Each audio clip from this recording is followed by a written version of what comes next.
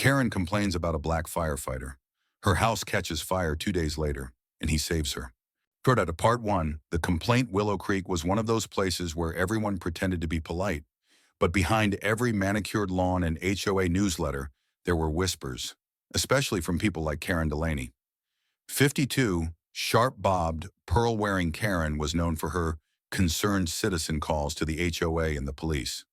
Whether it was kids riding bikes too fast, dogs barking past 7 p.m., or someone's flower pots not fitting the aesthetic, Karen had something to say, and she said it loudly. And today she had a new target. It began when she saw a tall black man in a dark t-shirt and utility pants standing outside the Andersons' house. He was strong, with arms like tree trunks and a calm focus in his eyes.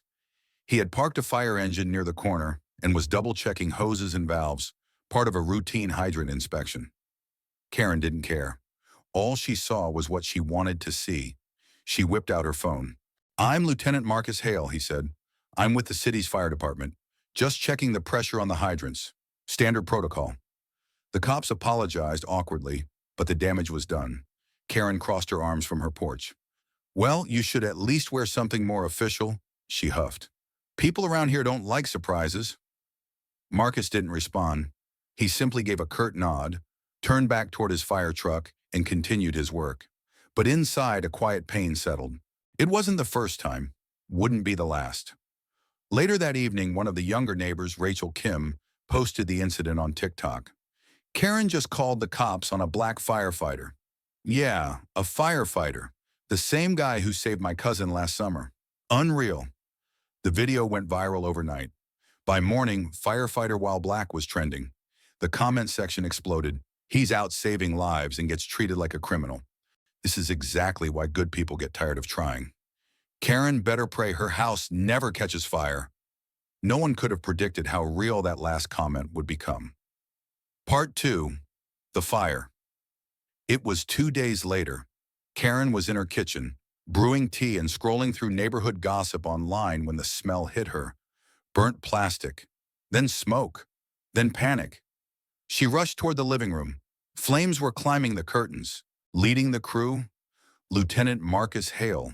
Karen froze in the front yard, barefoot, coughing, mascara streaking down her cheeks.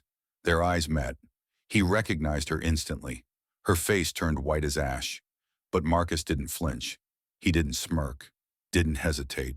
He turned to his team. "Let's move." Possible victim inside, West Wing first, heavy smoke near the kitchen. He led the charge into the burning home. Axes swung, doors burst open. Karen screamed as her antique china cabinet shattered under a firefighter's boot. But she couldn't say a word. Not this time.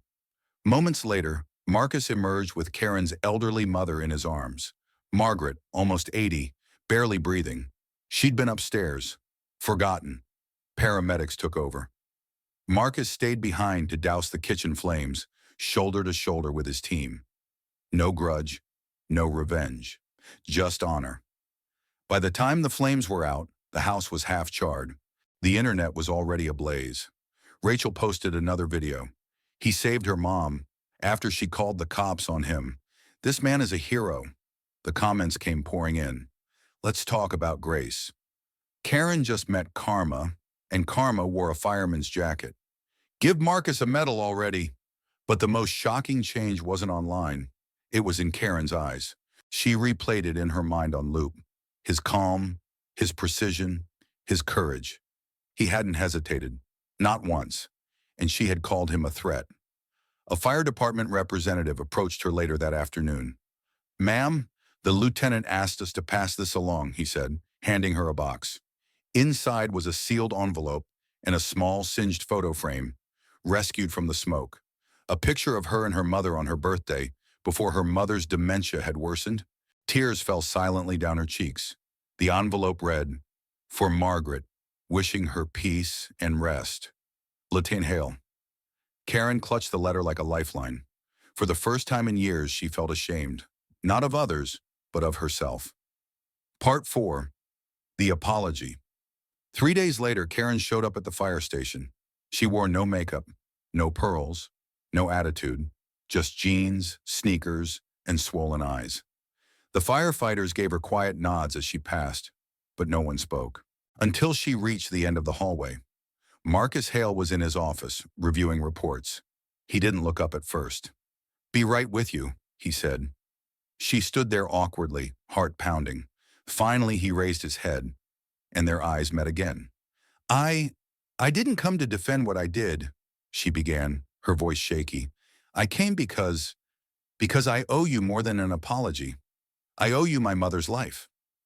Marcus set down his pen and leaned back, folding his arms. He didn't say anything. "I appreciate the courage to come here," he said. "But if you really want to make this right, start where it counts. Out there." Part 5. The Transformation. Karen did. She began attending city council meetings, not to complain, but to listen. She publicly apologized at the next HOA meeting, saying, "I let fear define how I saw a man who was risking his life for us. I won't do that again, and I ask this community not to either." The clip of her shaky but heartfelt apology made its way online. It didn't erase her past, but it added something new to it: accountability. Soon after, Karen began volunteering with the local fire department's community outreach programs. She helped organize fundraisers for new safety equipment and even hosted monthly dinners to honor first responders, inviting families of every background. At one such event, she stood beside Marcus as he was awarded the City Medal of Valor. Cameras flashed, applause thundered. But Marcus looked past the lights toward Karen's mother in her wheelchair, smiling gently. Karen leaned over and whispered to Marcus, "You didn't just put out a fire that day. You lit something new in me. Thank you." He gave her a quiet smile. "Sometimes," he said, "you've got to burn down the old way of seeing the world, just to build something better." Months later, the house on Sycamore Street stood tall again, rebuilt from the ground up. Honor, gratitude, grace, a tribute to the firefighter who saved her, and the fire that changed everything. The end, each yearning.